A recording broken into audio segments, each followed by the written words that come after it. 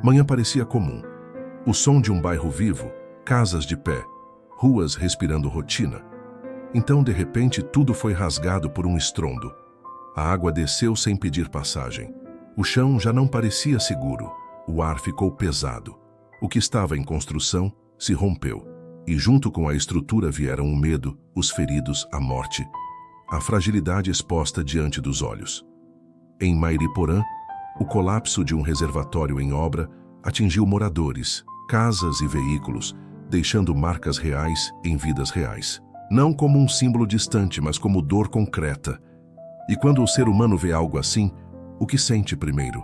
O choque, a impotência, a pergunta que ninguém consegue calar: como algo tão grande, tão visível, tão pesado pode ceder de uma vez? E quando aquilo que parecia controle se desfaz em segundos, para onde corre o coração? Eu te convido a abrir comigo o livro de Apocalipse. Leia comigo Apocalipse 3:11. Conserva o que tens, para que ninguém tome a tua coroa. Perceba, eu não disse ali que o mundo seria lido com arrogância, nem que cada tragédia deveria ser transformada em sentença. Mas disse para conservar, vigiar, permanecer atento. Porque a vida humana, por mais que tente se firmar em concreto, cálculo e planejamento, continua sendo atravessada por uma verdade que poucos gostam de encarar. Tudo o que parece estável neste mundo pode estremecer de repente. Observe este detalhe comigo. A notícia não precisa ser tratada como cumprimento profético para ainda assim provocar reflexão espiritual. Ela já fala por si em sua gravidade. Uma estrutura se rompe. Famílias são surpreendidas. Um trabalhador perde a vida. Feridos precisam ser socorridos. E no meio de tudo isso, o coração humano volta a lembrar que não controla o amanhã. Quando João me viu em Apocalipse 1, ele não encontrou distração, pressa ou superficialidade. Ele encontrou voz, presença, chamado à vigilância. Há momentos em que o barulho do mundo parece suficiente para anestesiar a alma. Mas então um acontecimento rompe a normalidade e aquilo que estava adormecido em muitos volta a respirar. A consciência de que a existência é frágil, de que a segurança terrena é limitada, de que a alma precisa de fundamento mais profundo do que muros, números e obras humanas. Guarde essa frase por um momento. Nem todo abalo explica o fim, mas todo abalo pode acordar os que estavam dormindo por dentro. E talvez seja por isso que essa notícia incomode tanto, porque ela não mostra apenas uma ruptura de concreto. Ela revela a ruptura da ilusão de invulnerabilidade. Ela nos força a olhar de novo para aquilo que evitamos: a brevidade, a dependência, a necessidade de discernimento. Permaneça comigo até o fim desta reflexão. E se esta mensagem tocar seu coração com reverência e sobriedade, inscreva-se no canal para caminharmos juntos por essas palavras do Apocalipse com olhos atentos e espírito desperto.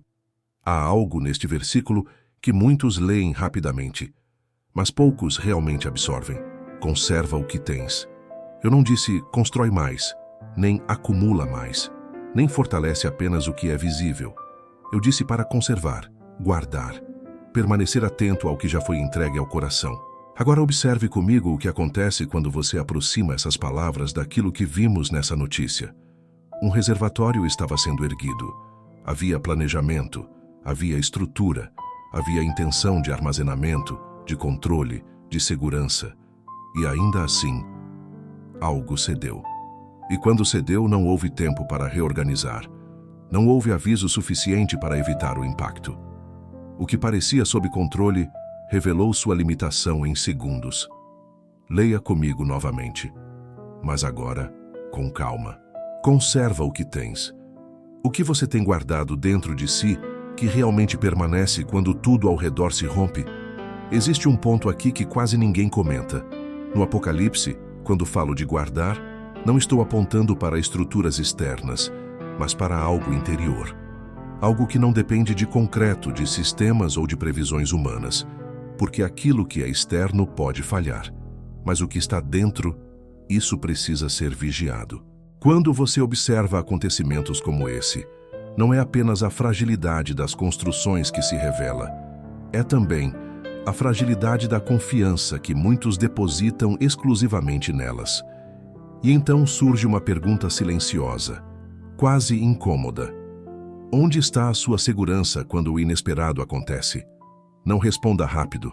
Sinta essa pergunta, porque o Apocalipse não foi escrito para gerar medo, mas para despertar percepção. Poucos percebem isso quando leem este livro. Ele não aponta datas.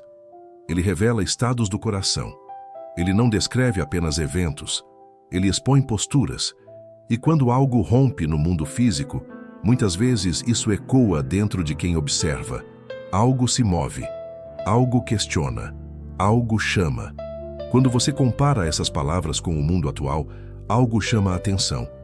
A humanidade avança em tecnologia, em engenharia, em controle, mas continua incapaz de eliminar completamente o imprevisto. E talvez nunca se trate de eliminar. Talvez se trate de aprender a vigiar enquanto se vive. A notícia fala de casas atingidas, pessoas feridas, uma vida perdida e famílias que, em um instante, tiveram que lidar com o que não estava nos planos. Isso não é sobre previsão, é sobre percepção, sobre lembrar que a vida não é sustentada apenas por aquilo que os olhos veem. Por isso eu te pergunto com mansidão, mas também com profundidade. O que você tem conservado dentro de si que permaneceria firme mesmo se algo ao seu redor desmoronasse hoje? Se essa pergunta ecoa em você de alguma forma, escreva, não para mim apenas, mas para si mesmo. O que te sustenta de verdade? E ao responder, observe. Porque às vezes a resposta revela mais do que a própria pergunta. Existe algo no coração humano que tenta, a todo custo, transformar tragédias em explicações rápidas, como se entender fosse suficiente para trazer controle de volta. Mas será que é? Quando você olha para uma cena como essa, ruas tomadas pela água, casas atingidas, pessoas feridas, o que realmente se move dentro de você? É apenas análise ou existe um silêncio mais profundo tentando falar? Porque há uma diferença entre observar com os olhos e perceber com a alma.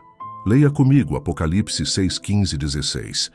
Observe atentamente.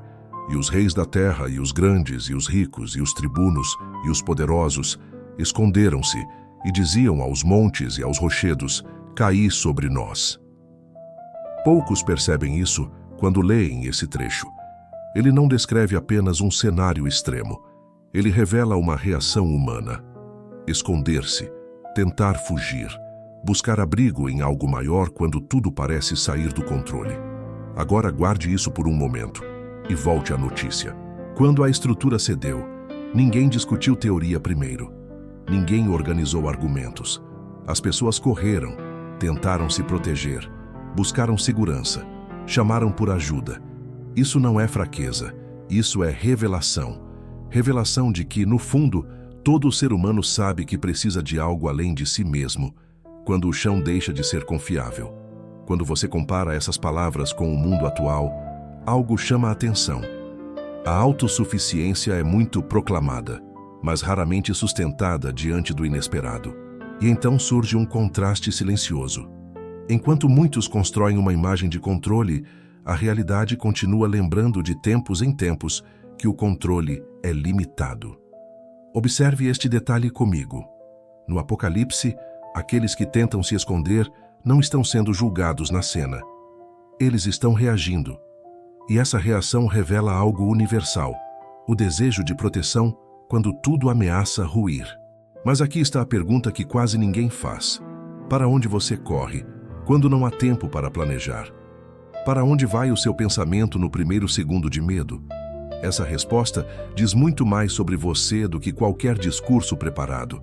A notícia mostra pessoas surpreendidas, vidas atravessadas por um instante imprevisível e, ao mesmo tempo, revela algo que não aparece nas imagens, o movimento interior de cada um diante do caos.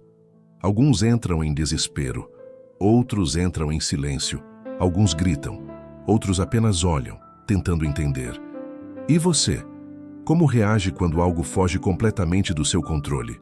Se essa reflexão tocou em algo profundo dentro de você, Compartilhe este vídeo com alguém que também precisa parar por um momento e olhar além da superfície dos acontecimentos. Porque nem todo mundo está disposto a fazer esse tipo de pergunta. E talvez seja exatamente por isso que ela seja tão necessária. Existe um detalhe no Apocalipse que quase sempre passa despercebido. Não porque está escondido, mas porque exige silêncio para ser percebido. Leia comigo o Apocalipse 16:18. Observe com atenção. E houve vozes, e trovões, e relâmpagos, e um grande terremoto, como nunca tinha havido desde que há homens sobre a terra. Perceba, antes do impacto descrito, há sons, vozes, trovões, relâmpagos. O abalo não começa apenas no momento em que tudo desmorona. Ele é precedido por sinais, por movimentos, por alertas que muitas vezes não são compreendidos ou simplesmente ignorados.